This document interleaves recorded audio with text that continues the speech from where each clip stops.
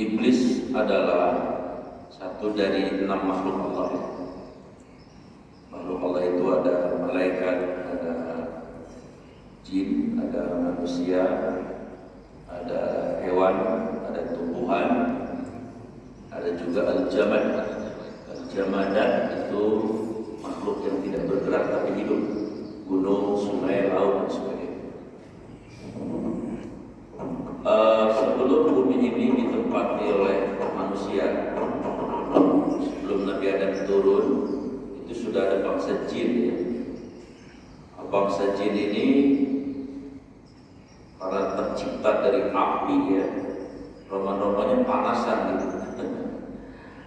Maka mereka sering berperang, jin laut dengan jin gunung berperang, jin gunung berperang dengan jin sungai dan seterusnya. Lalu kemudian ketika satu peperangan yang cukup besar, Allah mengirimkan malaikat-malaikat untuk setidaknya mengingatkan bangsa jin agar tidak terjadi peperangan satu dengan yang lain. Nah, ketika mereka datang ke bumi ini, ada beberapa pemimpin jin yang menjadi tawanan para malaikat ini. Kemudian salah satunya itu jin itu bernama Haris ya, atau nama lainnya Azazil. Itu ditawan oleh malaikat, dan karena perbuatannya yang merusak itu, maka kemampuannya oleh Allah kemudian ditutup kemampuan bisa terbangnya. Padahal bangsa jin itu kemampuan yang dibanggakan itu bisa terbang. Akhirnya si Haris atau si Azazil ini betul-betul memohon, meminta agar dikembalikan kemampuan bisa terbang. Lalu malaikat memerintahkan atas perintah Allah agar si Azazil ini atau si Haris ini adalah minta ampun kepada Allah dengan sebenar-benarnya pengampunan. Dan si Azazil ini pun minta ampun luar biasa kepada Allah, karena dia kembali bisa terbang. Bahkan karena permohonan ampunnya luar biasa, taubatnya luar biasa, lalu si Azazil ini dibawa ke langit ya, bahkan dibawa ke komunitas atau entitas para malaikat ya. Bahkan saking baiknya Azazil ini kemudian diberikan tugas oleh Allah menjaga surga. Makanya bisa dinamai Azazil ini adalah Haris itu penjaga.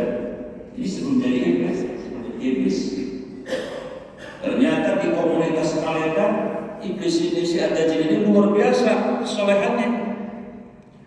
Kurang lebih 120 tahun menjadi orang yang soleh, bukan orang yang jin yang sangat soleh luar biasa. Lalu Allah angkat bahkan dia menjadi pemimpin. Tidak hanya menjadi pemimpin di di kalangan para malaikat, dihormati sekali di Azazil. Sehingga tadi disuruh menjaga surga.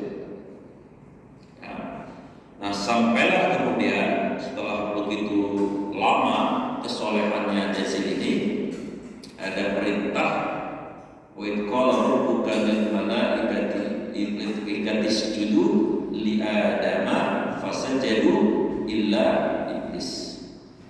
Jadi ada perintah semua malaikat untuk menghormati ya, dengan cara sujud sebagai simbol kepada makhluk yang terbaru yang Allah ciptakan yang bernama Adam ya.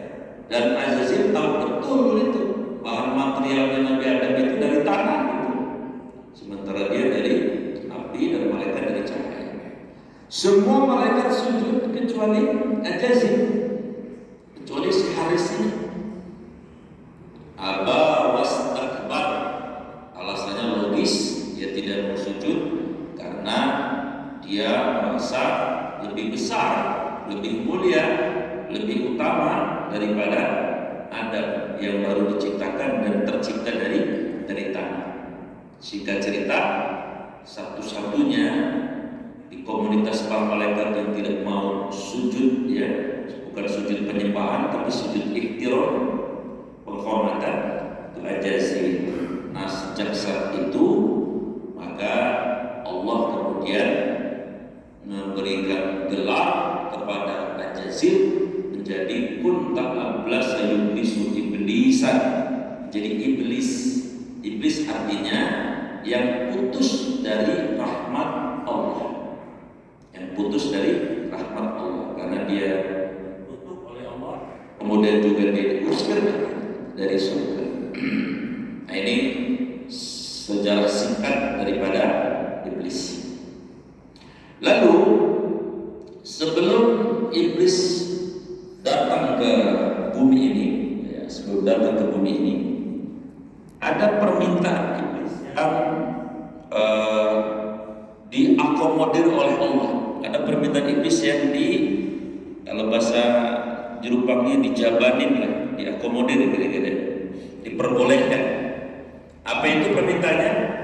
Ada di surat Al-Hijr ayat 39 ya, 40. Wala ubiyannahum ajma'in illa ibadaka minhumul mukhlasin. Tuhan, karena Engkau ini telah mengutuk aku, maka aku akan bersumpah akan menyesatkan anak cucunya Nabi Adam, kecuali satu golongan yang kami tidak bisa menyesatkan adalah golongan orang-orang yang istiqomah memegang perintah Allah atau orang yang mukhlas. Nah, ternyata itu diperbolehkan oleh Allah.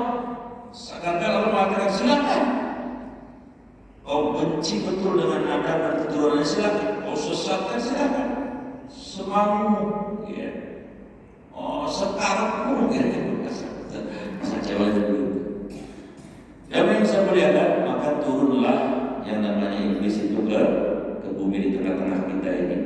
Lalu karena dia pemimpin, tentu dia punya bala tentara. Bala tentaranya namanya syaitan. Dan syaitan ini ada dari golongan jin sendiri, golongan dia juga ada dari golongan manusia. Nah, apa? Poin yang kedua setelah mengenal jin ini, usulnya adalah karakternya, atau lebih tepatnya adalah kelebihan yang Allah berikan kepada si iblis ini. Ya. Pertama, iblis itu di surat Al-Hijr surat 12 ayat 37, fa innaka minal munzarin. Sesungguhnya engkau adalah termasuk yang ditangguhkan kata Allah. Maksud ditangguhkan apa? Iblis ini kagak mati sampai hari kiamat. Dan entitas bangsa jin yang sepemahaman, sepemikiran, seide, semisi dengan iblis itu nggak mati. Setan dari golongan yang kafir seperti iblis tidak mati. Jadi sampai hari kiamat mati. Pertanyaannya, mereka apakah makhluk biologis yang juga menikah dan punya anak seperti manusia? Yes. Iblis itu dan tentaranya setan berkeluarga seperti kita, mereka beranak pinak, tapi mereka tidak mati sampai hari kiamat. Minal munzarin. Berarti jin yang lain mati dari kita, jin yang soleh-soleh mati dari kita. Jin kafir itu tuanya ini tidak mati sampai hari kiamat. Itu fasilitas kelebihan yang Allah berikan pertama. Yang kedua, fasilitas yang Allah berikan buat si iblis tadi untuk menyesatkan kita manusia adalah yadkhuluna ayyastati'a yadkhula fi jismil insan. Iblis diperkenankan oleh Allah boleh memasuki tubuh manusia, bisa memasuki tubuh manusia. Melalui apa?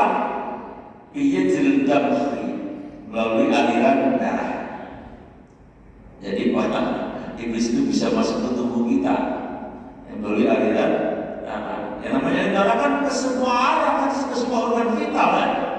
Karena jantung itu ketika pemompa dihembuskan ke seluruh anggota anatomi tubuh yang ada di dalam tubuh kita, dari mulai jempol kaki sampai kepala. Maka iblis bisa masuk ke situ, bisa ke jempol, bisa ke punggungan, bisa ke pankreas, bisa ke ginjal, bisa ke jantung, bisa ke liver dan sebagainya. Maka dalam dunia medis, sakit itu penyebabnya kalau tidak salah makan, salah minum, kemudian faktor temperatur cuaca eksternal. Nah, para kalangan medis ya, terutama yang terkait dengan pengobatan kimiawi ya, obat-obat medis itu ternyata sekarang mengakui ada penyakit yang tidak disebabkan oleh faktor generik tadi. Lalu mereka mengatakan ini faktor namanya transidental kata mereka. Sebetulnya maksudnya adalah faktor karena iblis, karena jin atau setan tadi. Sekarang mereka mengakui, tadinya tidak diakui, atau dalam bahasa budaya namanya santet, pelet, ya. Itu berbagai macam patologi penyakit yang kalau dideteksi secara medis nggak bakal ketemu, Pak. Nggak bakal ketemu. Ini saya mau flashback ke belakang. Saya ingat betul di perumahan ini dulu ada seorang manajer perusahaan di Cibodas ini, ya, Cibodas yang sebelum kerja diumumkan.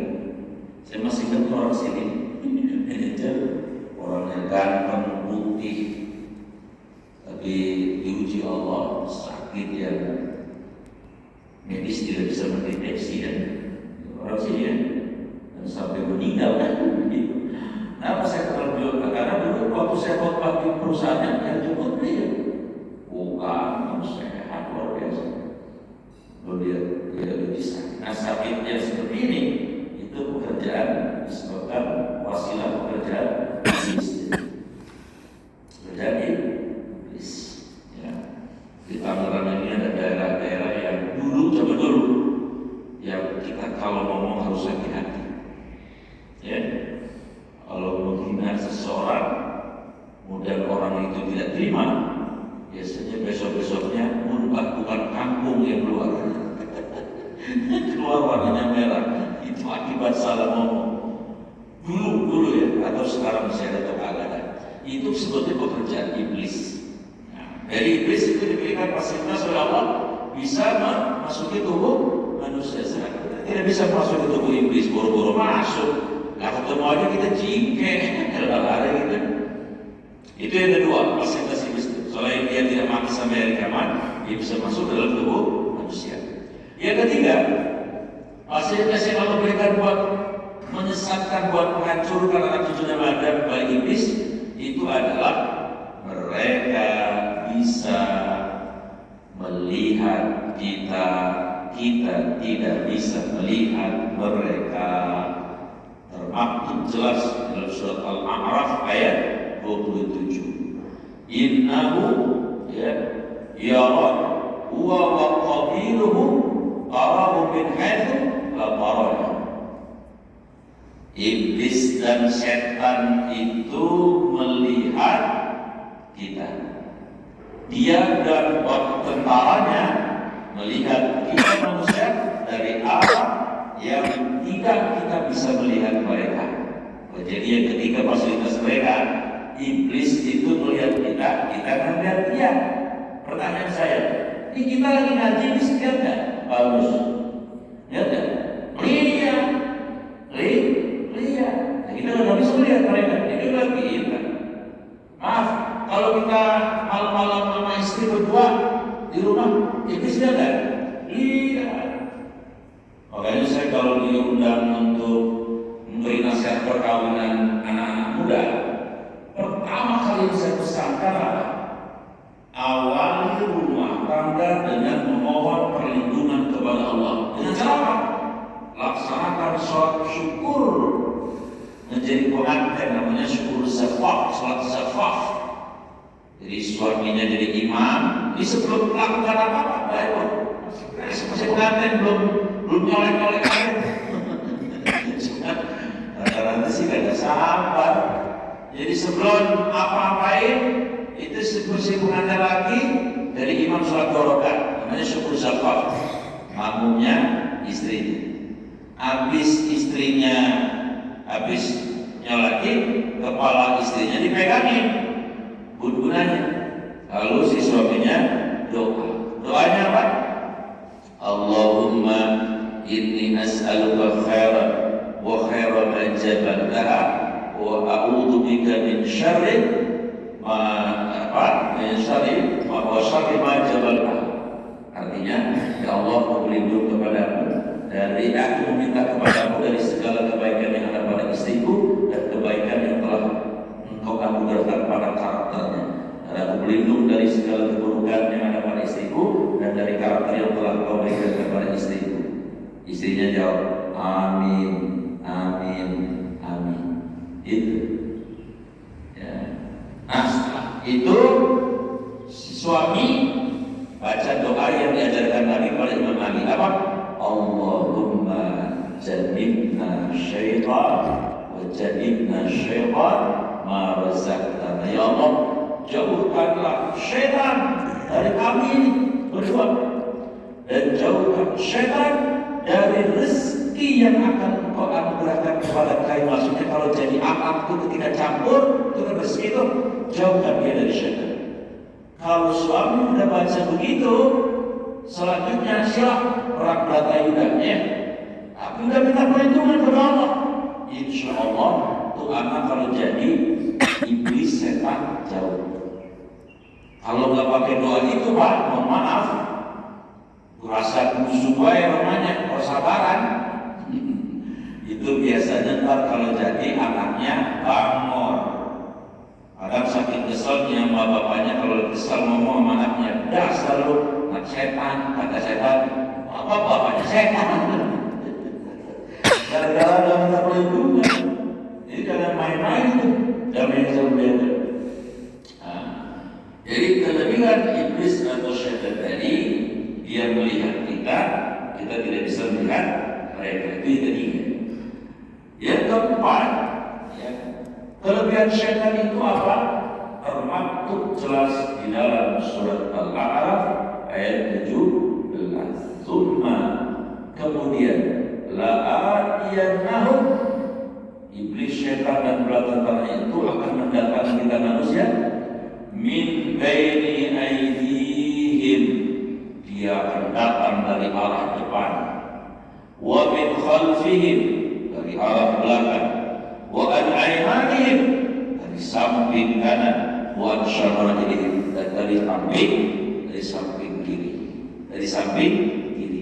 Jadi Pak, iblis dan bala tentaranya itu tidak akan pernah putus asa sejengkal pun untuk menaklukkan kita agar kita tersesat, agar kita jauh dari rahmat Allah, sebagaimana mereka mendapati nasib seperti itu ketika bapak moyang mereka di surga yang namanya iblis tadi.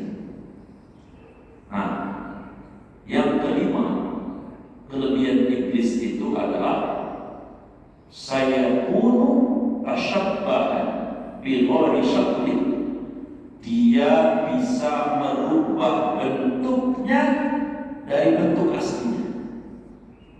Seperti sahabat Abu Hurairah yang dulu disuruh oleh Nabi menjaga lumbung Baitul Mal zakat, itu yang malam kecurian mulu, karung gandumnya kurang 1 mulu. Akhirnya ketangkep tuh yang nolong itu, begitu ketangkep dia melas betul, bilang tolonglah Pak, jangan dihukum saya dan dilaporkan ke Nabi. Saya ini lagi betul-betul lagi krisis, lagi tidak punya apa-apa, kasihan anak ini saya. Dilepas sama Abu Hurairah. Besoknya begitu lagi ditangkap, begitu lagi. Besoknya lagi ditangkap, ngomong gitu, dilepas lagi. Nah, akhirnya sampai kemudian Abu Hurairah mengatakan, pokoknya kalau sekali lagi saya gak bakal lepas kamu sampai siang. Karena itu nyolong-nyolongnya malam.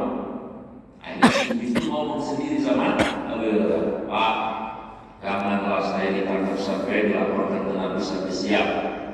Apa kalau pengen tahu supaya saya tidak bisa mencuri lagi, menggoda lagi, Bapak bacakan saja satu ayat di dalam Quran. Iblis ngajarin kurang aja. Iblis bukan karena pintar, Pak. Iblis itu pintar. Orang lebih mulia dulu di surga.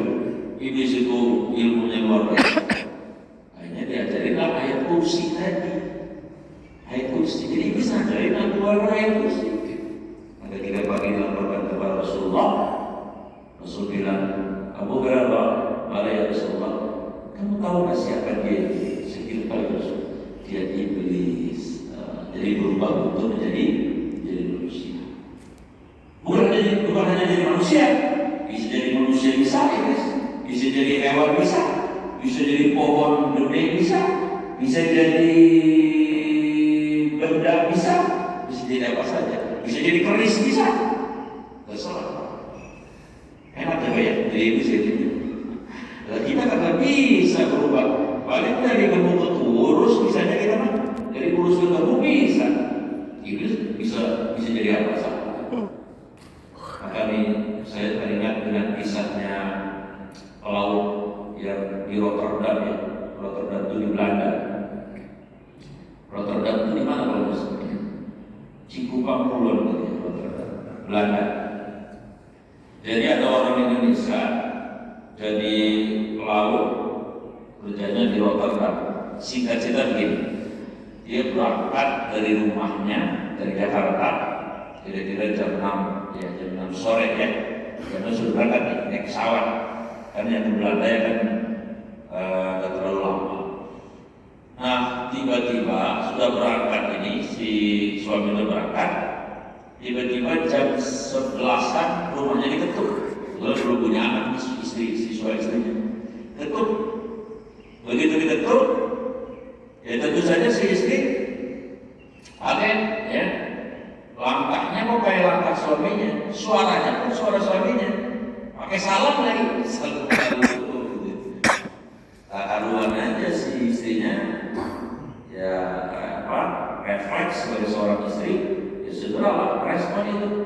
Begitu dibuka, suaminya betul masih bawa kaskadnya sama, bentuknya fisiknya juga sama. Ya namanya suaminya, alasan kan gampang, pesawatnya nilai dan sebagainya. Ya sudah namanya istri kan ya terima aja, singkat cerita maaf. Sampai malam itu mereka bercampur. Selesai bercampur ketiduran.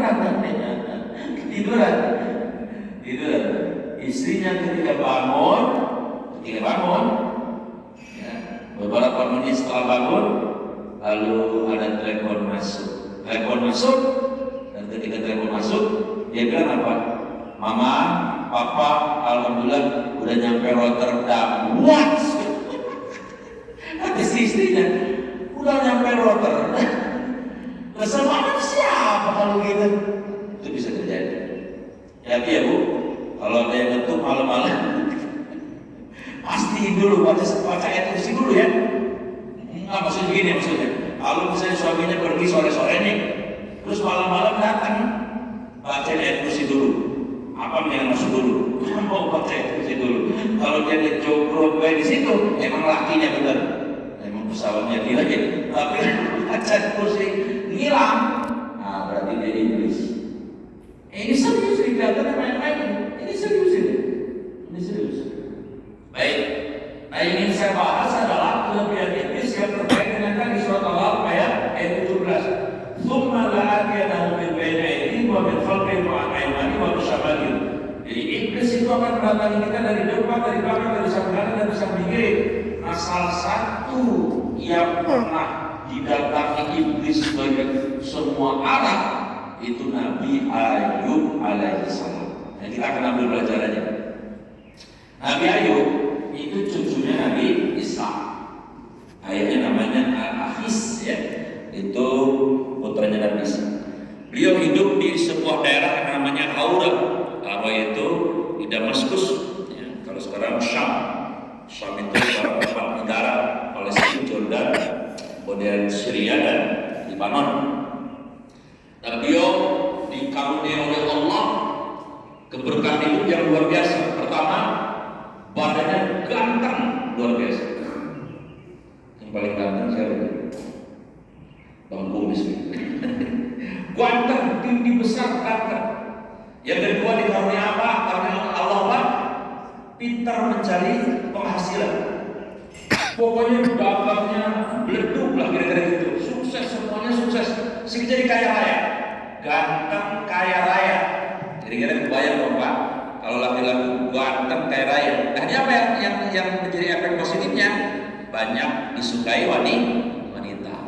Maka beliau disukai wanita dan beliau menikah dengan beberapa wanita yang cantik luar biasa.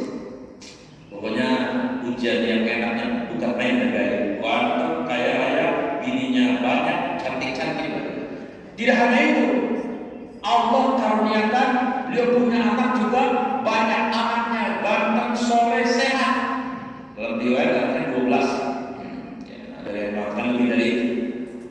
Tidak hanya itu, yang kelima beliau diberikan ujian yang enak akan berubah, dimuliakan oleh kaumnya. Maksudnya karena beliau ganteng, kaya raya, baik hati, dermawan, ya tentu orang pada semuanya. Yang keenam, beliau diberikan apa? Tadi fasilitas oleh Allah berupa harta begitu banyak, ternaknya begitu banyak luar biasa. Tanahnya juga, propertinya kalau sekarang banyak luar biasa. Singkat cerita, Nabi Ayub ini salah satu hamba Allah yang diuji dengan ujian yang sangat nyaman dalam hidupnya, karena semua yang diinginkan oleh para laki-laki khususnya para manusia itu dikaruniai Allah kepada dia. Lalu apa yang terjadi? Iblis jealous. Oh ya, satu lagi poinnya. Nabi Ayub punya fasilitas yang luar biasa tadi, kaya, ganteng, disukai orang, dan sebagainya, tapi solehnya dan itu yang saya lupa tadi menyebut. Solehnya dan kurang-kurang. Nah, kaleng-kaleng solehnya. Kan enggak semua orang bisa begini ya. Bisa adalah kalau ganteng, kaya, dihormati, kadang-kadang bangor, ya kerjanya karokan mulu. Ada yang pada lagi itu kan? Ada. Ya mending kalau cuma karokan. Ya kalau judi, ini sekarang mau apa? Judi online itu satu bulan itu bisa 28 triliun. Dan sekarang yang main tidak hanya orang miskin, kan banyak yang mencuri terus, satpam lah, guru lah, dosen lah. Sekarang orang kaya bermain. Tapi Nabi Ayub sama sekali tidak bersentuhan dari perbuatan dosa. Soleh utamanya, cemburu alias jealous alias cemburu. Lalu dia lapor sama Allah. Ngomongnya iblis kan kita. Ya Allah, pantas saja Ayub itu soleh, taat, rajin ibadah. Ya emang dia kaya raya. Coba kalau dia miskin. Kata Allah, oh kamu menyaksikan dia ya kalau miskin berarti dia tidak soleh. Iyalah, mana ada orang yang jatuh belangsak dia tetap taat sama Allah. Baik, kalau begitu kamu mau nyapa? Izinkan saya untuk mengganggu Ayub agar dia menjadi miskin semiskin-miskinnya. Kata Allah, silakan. Diizinkan oleh Allah. Maka mulailah iblis bikin tim sukses untuk menyukseskan, memiskinkan Nabi Ayub alaihi salam. Mulailah itu yang namanya ladangnya dibakar. Iblis kan bisa jadi manusia. Iblis kan tentaranya dibuat jutaan, karena dia tidak mati-mati. Singkat cerita, habis itu ladangnya Nabi Ayub habis, ternaknya juga habis, harta kekayaannya, emas peraknya juga habis. Kecurian, dan curi iblis juga buat satu. Ternyata Nabi Ayub tetap soleh ketika dia sendiri soleh. Iblis keki, waduh, ini orang kok begitu miskin masih soleh aja, lapar Allah. Pantas saja dia taat dan soleh.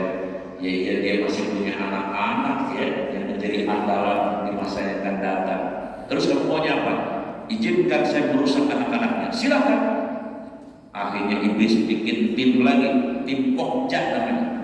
Kalau dia namanya Pokja, tim untuk menghancurkan anak-anaknya Nabi.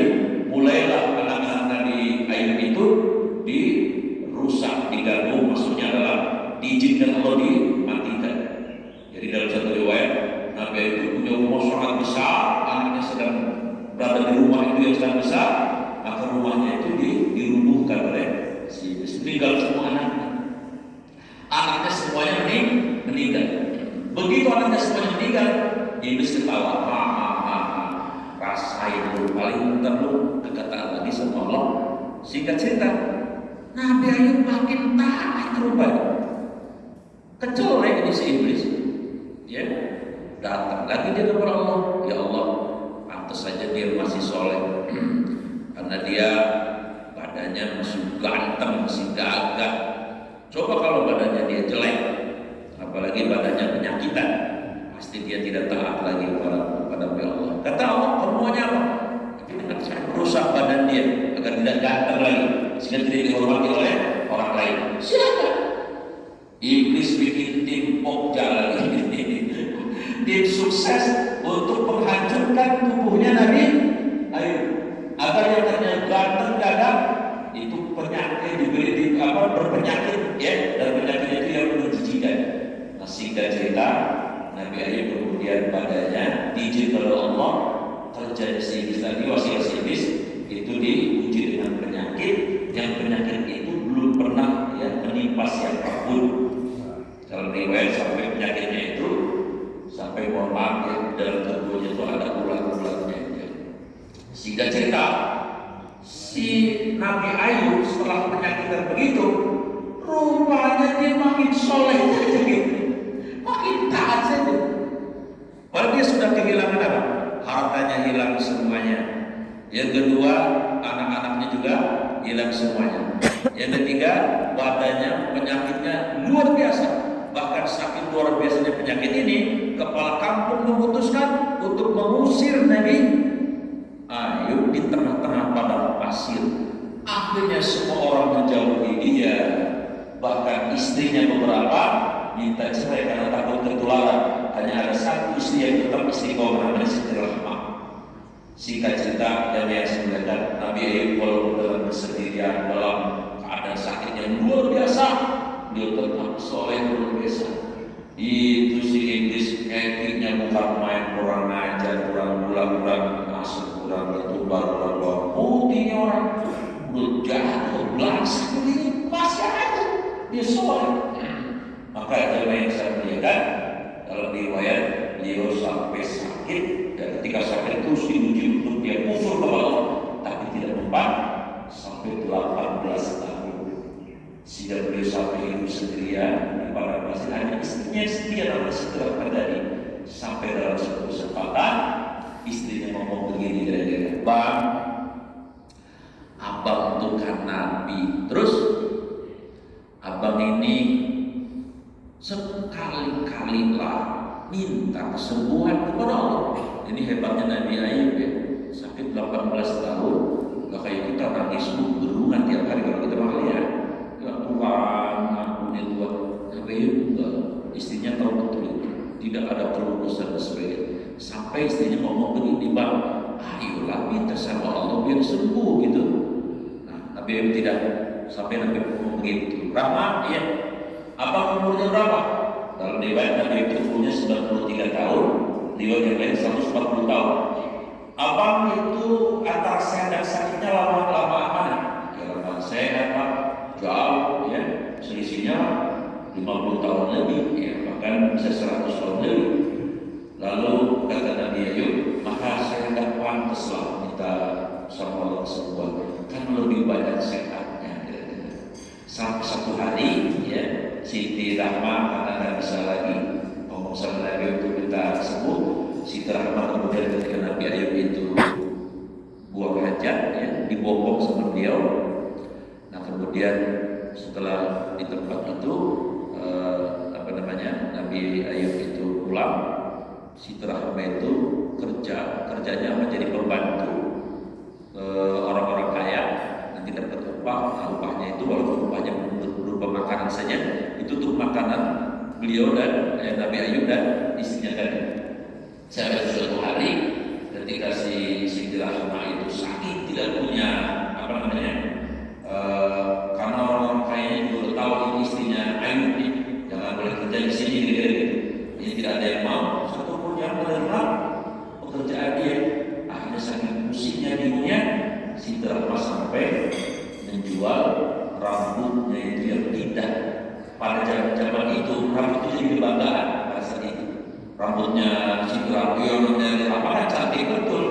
Dulu istrinya Nabi Ayub itu ganteng ya, orang cantik banget. Sampai dijual lalu diberi makanan yang enak.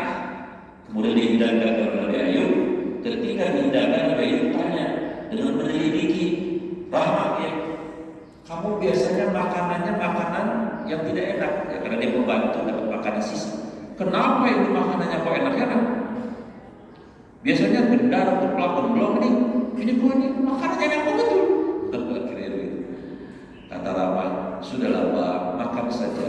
Alhamdulillah ada rezeki. Tidak, saya tidak mau makan sebelum kamu mengatakan dari mana makanan ini.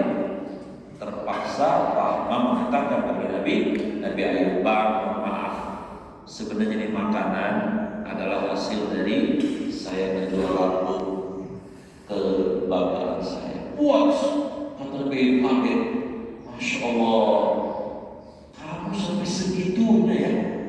Begitu diperlihatkan kepalanya pelontos.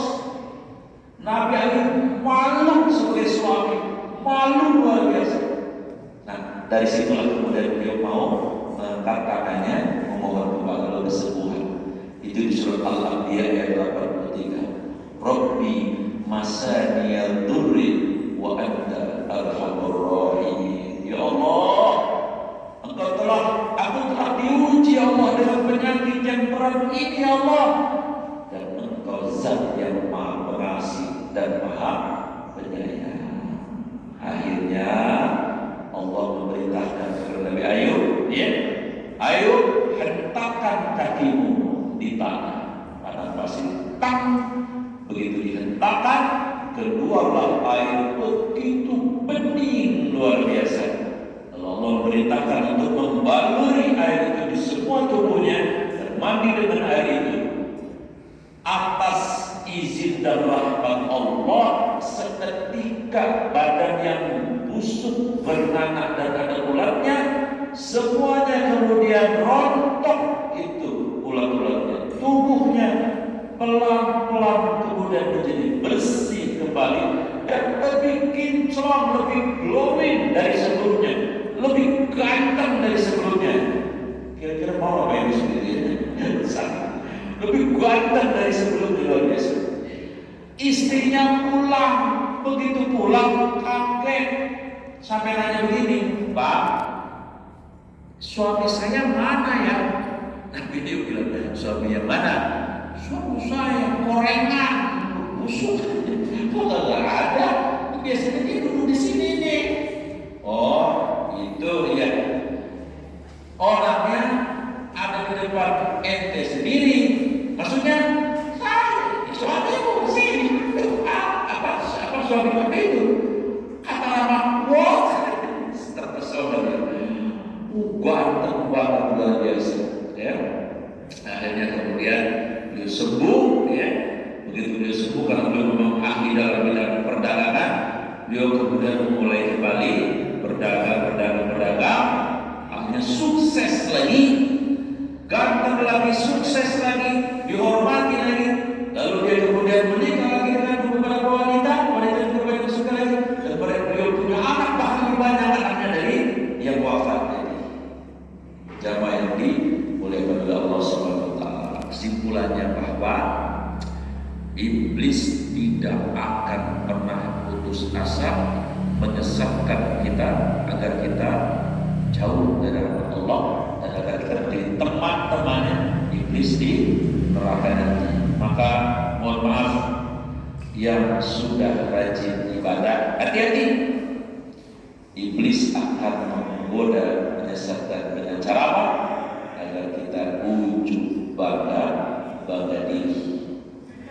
yang malas makan ruang, itu pasti adalah kerjaan timnya iblis juga. Dekat masjid tapi malas ke masjid, nah berarti dia pasien iblis.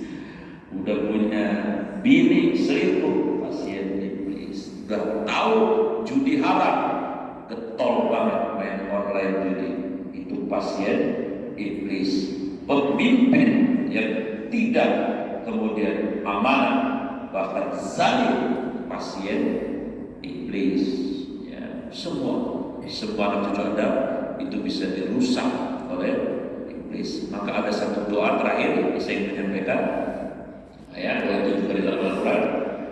Rabbi a'udzubika min hamazati syayatin wa a'udzubika Rabbi ayyahturun. Surat Al-Mulk ayat 97. Ketika kita memohon perlindungan kepada Allah dari provokasi bisikan-bisikan, yaitu iblis dan syaitan, wa'udzubillah rabbil ayatul, dan berlindung kepada dari kehadiran mereka kepada kita, karena dia iblis dan temannya bisa hadir di semua tempat yang kita duduki, yang kita tempati. Insyaallah dengan memohon perlindungan kepada Allah, sehebat apapun iblis, sebanyak apapun syaitan, tidak akan berkutik ketika kita berlindung kepada penciptanya si iblis tadi. Kita semua dilindungi oleh Allah dari tipu daya iblis dan syaitan. Amin ya rabbal alamin. Demikian yang disampaikan, semoga ada manfaatnya. Adakah pertanyaan sebelum ditutup dengan doa? Pak Haji ya, Bapak Haji, ayahnya Pak Ihsan ya, tertua ya? Hah? Bukan, bukan ya, bukan. Iya Pak Ihsan. Waalaikumsalam.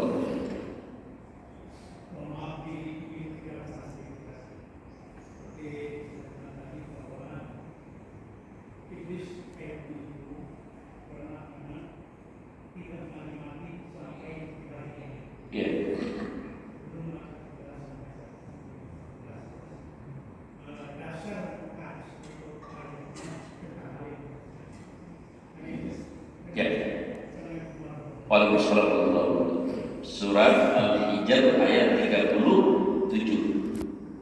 bunyinya, rahmat kata Allah, inna sesungguhnya kamu itu min daripada munzari yang tangguhkan usianya ila yaumi yub'atsun sampai hari kebangkitan, hari kiamat. Itu dalilnya dari Al-Quran. Jadi iblis dan tentaranya kafir itu syaitan, bahkan dari tentara manusia. Kalau manusia dimatikan, kalau tentara dari jin tidak, itu sampai hari kiamat dia tidak mati. Tapi mereka beranak inak, maka jumlah secara kuantitatif antara kita dengan syaitan lebih banyak syaitan, karena manusia walaupun yang kafir yang sebenarnya akan mati. Sekali mati kayak di Aceh 2004 yang terkeluar dari dunia, ini sudah mati. Begitu Pak itu. Siap. Satu lagi silakan aja. Ini pertanyaan sederhana Pak. Ya. Ini buat jelas. Istilahnya kita mau surat Al-Quran itu. Kita sudah bersiap-siap sudah kebakaran. Ya. Sudah di luar kata negara itu oleh panggilan sudah panggilan sekali saja terus kita yakini bahwa kita tidak salah lalu tidak yang apakah ini salah satu pekerjaan dari sang iblis salah satu pekerjaan iblis dan syaitan adalah sendiri menghalang-halangi orang di jalan Allah. Jadi mohon maaf kalau ada orang dengar azan, rumahnya juga dekat masjid, lalu di hati dan pikirannya, nah, belum tua-tua ini apa-apa saya ke masjid dikira